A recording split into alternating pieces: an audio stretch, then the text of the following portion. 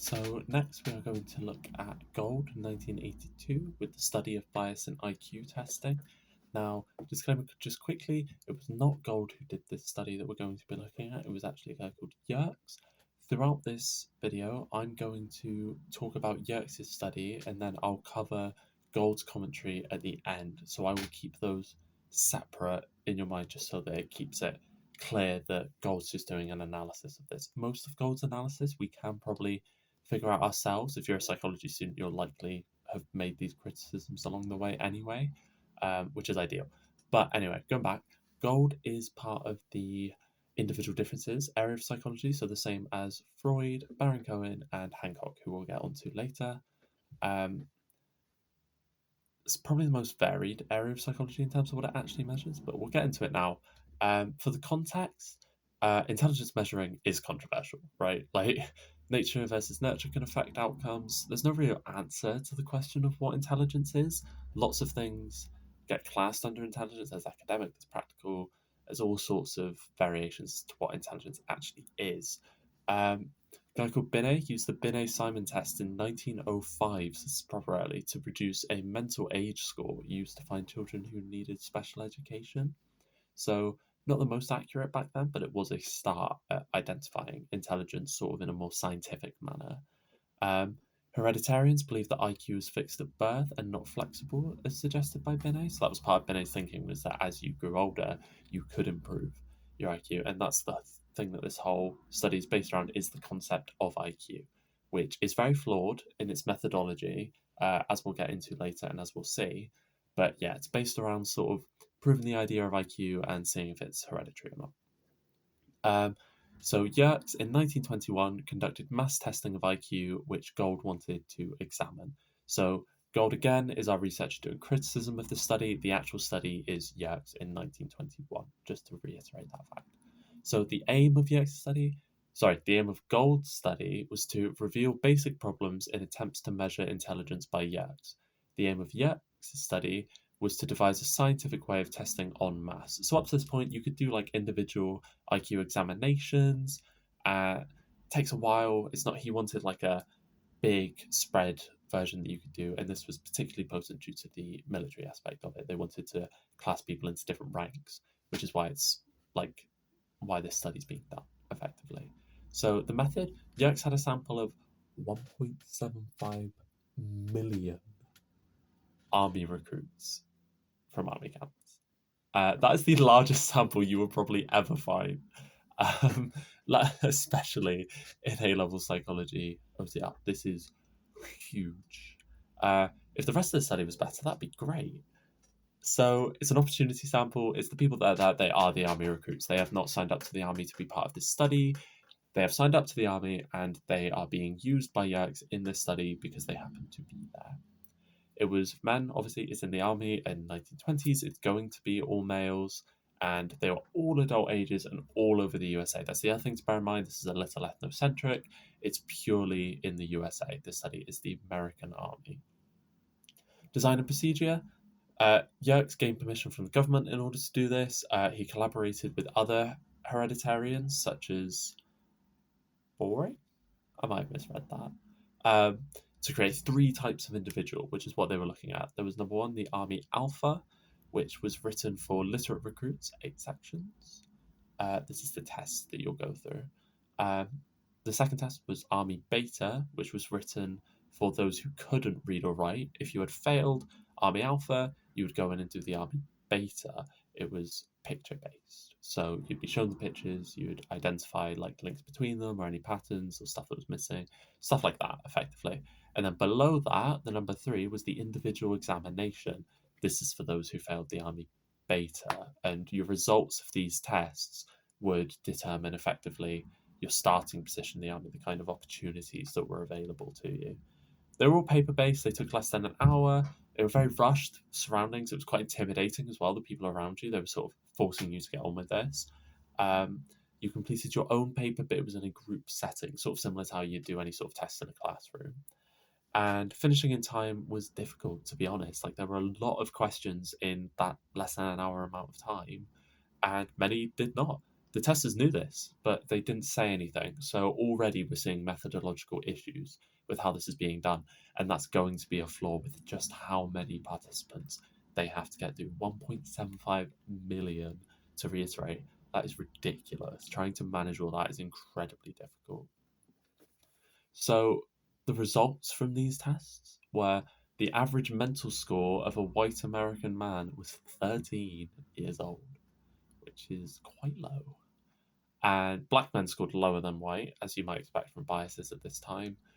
Immigrants also scored badly. Main reason for this is you would find they're written in English if you were literate at all, and if not, all your imagery is going to be based around American iconography and stuff they would be more familiar with. So it's inherently going to be biased, and it's a problem seen throughout history with IQ testing since it's been a thing.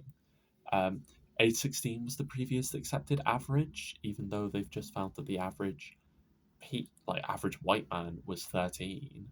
Um, I don't have numbers here as to the highest that they found, like outliers and all that. But if your average white man is 13 and black men and immigrants are getting lower than that, 13's class is just above morons in terms of mental age. So if you just think about the harm that's doing to those of different ethnicities based on how they're being classed, it's going to be a big deal. And it influenced military roles. If you were found to have a lower mental age, it would influence the opportunities that you had in the military. So this is severely disadvantaging those of different ethnic backgrounds. So the conclusions made by Yerkes were that intelligence is an innate quality with a hereditary basis. It's possible to grade individuals by the colour of their skin. Now, the problem with this, besides the obvious from a modern perspective, is that first conclusion of it being an innate quality with a hereditary basis was not measured in the study. They just did that. There's no evidence of them investigating the families before them or relatives, any history of high or low intelligence in the families. No evidence that they did that in the study. So this conclusion has come out of nowhere, effectively. And their results have shown that it is possible to grade individuals by the color of their skin, but again, we've already gone over the problems with the methodology that led to that conclusion. The mental testing of this kind is a valid scientific technique with wider implications for society. Yerkes tooting his own horn there a little bit. I think, as we'll see with Gould's criticisms and also just things you may have picked up just from hearing this, there are lots of problems here. And the average man of most nations could be considered a moron, which is quite interesting to think about. Now, if we go to Gould's criticisms earlier on, so he believed or wrote about effectively in his 1982 response, as it were, that it relied on cultural knowledge and access to formal education, so it biased those of a higher class and those from America themselves rather than being immigrants, which is what we discussed earlier.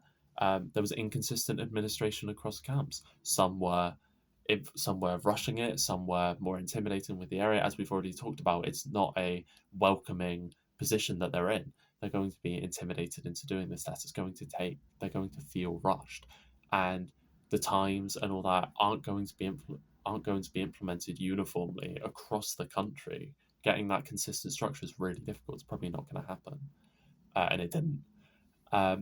Also, going back to the bias that we spoke about when it came to skin color and immigrants, foreign-born people automatically did the beta test, so they did not even get the chance to do the Army Alpha test. And if you failed Alpha, you weren't always able to do Beta. Like, you might have to go straight down to individual examination just because the papers weren't and the structure wasn't available there. Different administrators use different literacy criteria. So again, that would determine if you were in Army Alpha or Army Beta based on how literate you were. And in one state, you may be classed as literate, and in another, if they're using different language or local words and phrases, then you may not get into that. You may be forced down into Army Beta. And there's a whole systematic bias that we've gone over throughout. So those were Gould's main criticisms. The benefit of this is that remembering Gould's criticisms is quite nice because it's effectively the criticisms you can come to yourself as you read through the study. And then Gould's final conclusion was that there were a whole range of issues that invalidated these findings and that they were a product of their time where discrimination was normal. So again, conclusions we could probably come to ourselves, but that's quite nice if the exam asks you about what Gould's findings were. If you forget, slip up, just think about what your most common criticisms would be. It's likely that they're similar to what Gould's talking about here. Um, to evaluate it, there are positives. Like Yerkes' study isn't useless. There's certainly stuff you can learn from it, and methodologically, it's not awful. It was meant to be standardized psychometric testing, and to be fair, it was easy to administer. That makes it a bit less accurate with how it's studying, but it is easy at least, which lets you do it on that wide scale. Easy to compare and manage. The presentation and the mark schemes were usually the same. The sample's huge. Um, Representative from all across the US, not other cultures, bearing in mind, but across the whole of the United States, you have got representation, which is quite nice. And the IQ system's widely used today. Whether it should be can be up for debate. But even if it is less flawed than it used to be, it is based in the findings of this study in terms of measuring intelligence. So it does have modern day uses. Negatives, it's quite a few. It assumes that IQ is fixed and unchanging, and it was inconsistently applied across the whole country. That whole thing of assuming IQ is fixed, really bad for education. You may be familiar with the concept of a fixed and growth mindset. Awful for encouraging that with students. It's just not beneficial for those trying to learn and improve themselves. Only quantitative data. So no qualitative, no reasoning as to why people were putting the answers that they did. That's always going to be a flaw. It was used as a political tool, and wrong answers may have had valid reasoning, and this can come down to interpretation, especially in the pictorial tests. If you think back to, if you've ever seen a Rorschach test about identifying things with the ink blots, even things that seem fairly obvious to some people will have different interpretations by others. So seeing a test based purely on pictures, it wasn't a Rorschach test, to clarify, but seeing a test based purely on pictures, it's always going to be more up to interpretation than simply words are. And most people would be taking the army beta or the individual examination test because a lot of people weren't literate because education wasn't that widespread. The instructions were poor, the instructors were inexperienced, lots of stresses you're answering, as we've already gone over. Participants didn't have a right to withdraw. Their status in the army has sort of roped them into doing this test, which they don't have a choice to withdraw from this psychological study, which properly violates our modern ethical guidelines. And it's socially sensitive research, which hasn't been done with enough care to make it without flaw. Its results have had direct, tangible impacts on society, and that is a problem that should have been addressed. It ignores a cultural bias. Um, Actually showed intelligence grew the longer you were in the US. So immigrants who had been there for longer and had picked up the cultural norms and the language a bit better would have done better in the test, which goes against Yerkes' conclusion that IQ is fixed. Inconsistent conditions at each campus we've already gone over, and it is still ethnocentric. It is still purely American based, despite it being very representative of American society. Yeah, I like to think of the study as like another Freud, if you will, another Little Hands, as being a study that you can very nicely pinpoint that it has lots of methodological flaws, it has lots of ethical issues. It's very good to bring up as examples if you're studying something. It's very biologically deterministic. If you ever need an example of a determinism study, this is a great example. Bear in mind, this is still Yerkes we're talking about rather than Gould's analysis, but Yerkes' study very much indicates determinism. Very reductionist. It's purely looking at intelligence through the lens of, do you know American culture, basically. Examples of some of the questions that could come up would be to do with American history or slang that was specific to the state that you were in.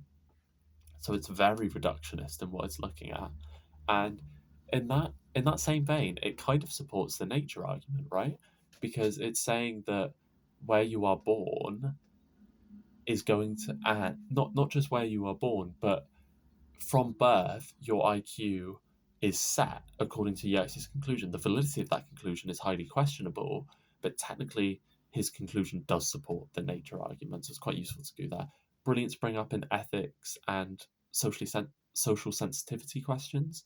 Be very useful there. It's genuinely just like a very good example to use in lots of these longer answer questions. and in whenever you need to evaluate. It does still have strengths, which are good to bear in mind, but mostly there are a lot of weaknesses that you can point to. So hopefully that was helpful. I'll be going over its counterpart study, which I believe is Hancock very soon. Yeah, Hancock Language of Psychopaths in 2011. So I will be recording that video soon, and hopefully that gets uploaded as well, not too long. Fingers crossed it's helpful for everybody. I know it's a bit late, but it should be useful for future years if anyone stumbles across these as well. So yeah, thanks guys. Bye.